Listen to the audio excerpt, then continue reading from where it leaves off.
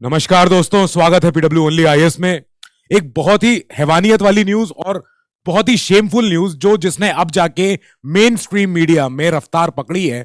अब उस न्यूज को एक हफ्ता हो चुका है और हमने देखा था कि लास्ट वीक जब एक स्पेनिश महिला अपने हस्बैंड के साथ यहां पे आती है, वो बाइकर होती है, इन्फ्लुएंसर होती हैं और वो पाकिस्तान, अफगानिस्तान जैसे देश को क्रॉस करते हुए वो झारखंड पहुंचती हैं बांग्लादेश से आके, और उनको नेपाल जाना था वाया बिहार।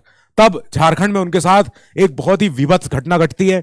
7 लोग उनके साथ गैंगरेप करते हैं और असॉल्ट और सारे जितने ज्यादा हैवानियत वाले काम हो सकते हैं वो हुए इनके साथ।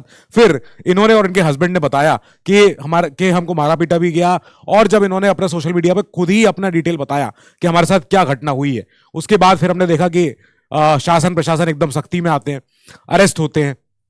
जो 7 में से 3 जो एक्यूज्ड हैं वो तो हिरासत में आ चुके हैं, अब बाकियों की मैनहंट जारी है। इसके बाद ये यहां पे मैटर बढ़ तो रहा ही है।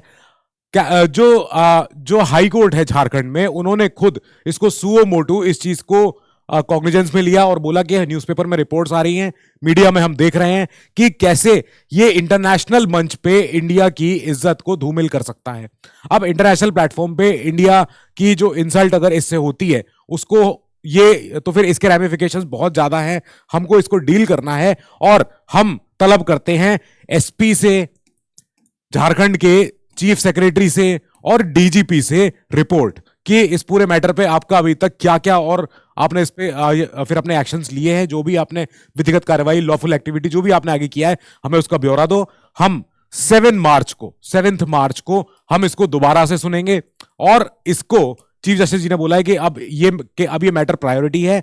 वो तो ठीक है, हमें जिस मैटर पे बात करनी है वो है कि क्या है इंडिया की ये जो रेप प्रॉब्लम है। आप देखोगे स्टेट और यूटी वाइज जो ये 2021 और 22 का डेटा है, अब ये एनसीआरबी का डेटा है, ये 2010 से 2022 का डेटा है। ये नंबर्स शर्मनाक हैं। ये नंबर्स एकदम जैसे कहते हैं कि किसी भी देश की इज्जत को, कि जहां पे हम एक तरफ अपनी माताओं बहनों को जब हम पूजते हैं, हम दुर्गा शक्ति की हम पूजा करते हैं, हम दूसरी तरफ फीमेल इन्फेंटिसाइड, हम दूसरी तरफ डाउरी, हम दूसरी तरफ रेप, असॉल्ट, जो भी ऐसे विमेन के खिलाफ ऐसे क्राइम्स हो सकते हैं, फिजिकल असॉल्ट हो, मेंटल असॉल्ट हो, जो भी हो, ये नंबर्स बढ़ते जा रहे हैं। और ये तो खासकर सेक्सुअल असॉल्ट्स हैं।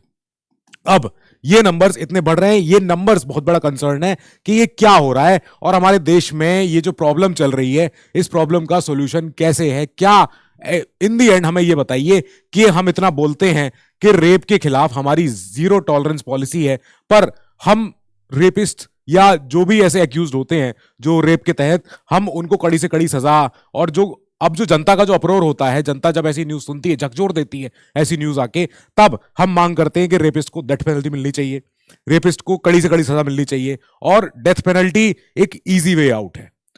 खास करके कई एक्सपर्ट्स का कहना है कि इनकी लाइफ को पब्लिक करो, इनकी फोटोज हर जगह चस्पा करो, इनकी फैमिलीज को इस बात का पता रहना चाहिए कि आपके बेटे ने या आपके घर के फैमिली मेंबर ने ऐसा घिनौना काम किया है।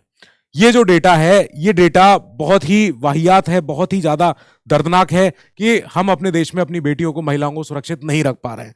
हम इतनी ज्यादा पुलिस पे, शासन प्रशासन पे हर जगह फंडिंग करने के बाद भी हम ये देखते हैं कि ऐसे हादसे हो रहे हैं।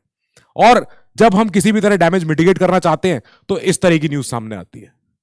ये मिटिगेशन की न्यूज है, जब हम देख रहे हैं कि दुमका के डेप्यूटी कमिश्नर, इसके अलावा हमको यहां पे दिख रहे हैं जो यहां के एसपी हैं। अब ये लोग जो पार्टनर थे उस महिला के, ये उनको 10 लाख का मुआवजा दे रहे हैं और ये फोटो सेशन कर रहे हैं यहां पे।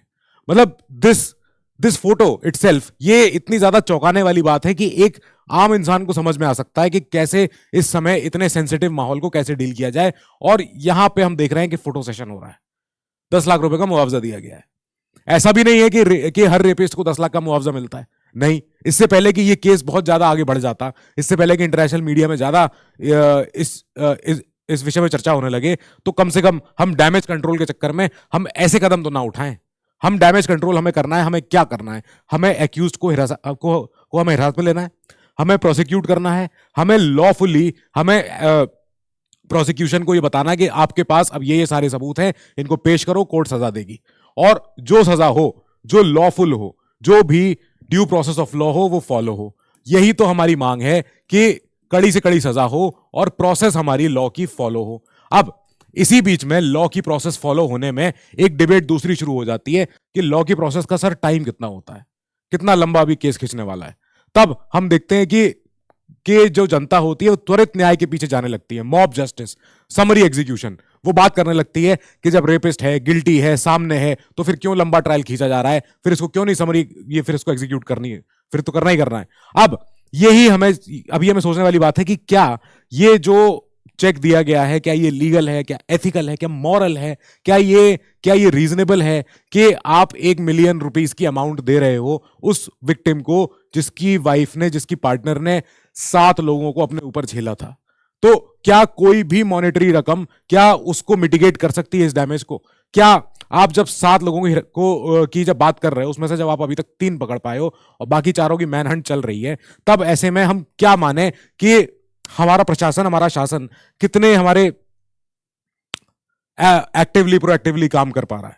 अब यही न्यूज के साथ ही पीछे पीछे फिर एक न्यूज आती है जहां पे एक ऑर्केस्ट्रा परफॉर्मर के साथ भी पलामू में सेम घटना होती है। गाड़ी में इंटॉक्सिकेट करके उनके साथ गैंगरेप होता है और ये दुमका के पास ही है, बहुत दूर नहीं है। अब ये न्यूज तब आई जब हमने देखा कि पीटीआई ने ये रिपोर्ट किया था कि परफॉर्मर बाहर से आ रही थी अपने 3 को आर्टिस्ट के साथ और तीनों ने उनको कार में बिठाया था, फिर उनको इंटॉक्सिकेट किया, देन उनके बाद उनको बेहोशी की हालत में छोड़ के चले गए थे।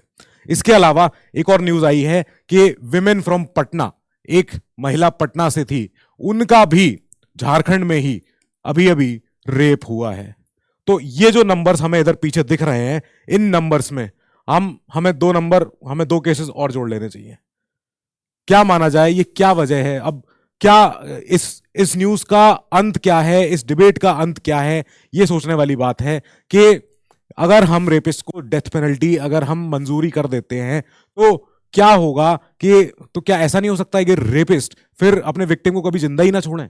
ये भी तो पॉसिबल है कि फिर तो ये भी हो सकता है कि ये जो रेमेडी है ये बीमारी से भी ज्यादा क्रूर हो जाएगी, कि फिर तो जो रेप विक्टिम्स होंगी वो अगर रिपोर्ट कर दें तो रेपिस्ट को डेथ पेनल्टी मिलेगी, और अगर वो रिपोर्ट ना करें तो रेपिस्ट को फिर सजा नहीं होगी। ये एक बहुत ही बड़ा पेचीदा सवाल है। ये लॉ मेकर्स के लिए है, ये बड़े बड़े लॉ कमीशंस के लिए है जिनको इस सवाल का जवाब ढूंढना है, खास करके जुडिशरी के लिए है इस समय, कि हम ऐसे हादसे अब दोबारा ना देखें। इस न्यूज का, इतनी विभत्स न्यूज का बताने का कुछ ज्यादा पर्पस बस यही है कि GS4 के आंसर से ज्यादा GS4 के आगे जाके हमें एक बेहतर इंसान बनना है। हमें इस सोसाइटी को हम कैसे देखना चाह रहे हैं, हम अपने बच्चों के लिए कैसा भविष्य छोड़ के जाना चाह रहे हैं, हम ये कैसा इंडिया है जहां पे हम ऐसे ऐसे घिनौने काम होते हुए हम पढ़ते हैं न्यूज में कि ऐसा हुआ है। विद दिस हम इस न्यूज को कंक्लूड करते हैं। इस न्यूज में और डेवलपमेंट आएगा, will take it up. Till then you keep studying, stay safe, good luck.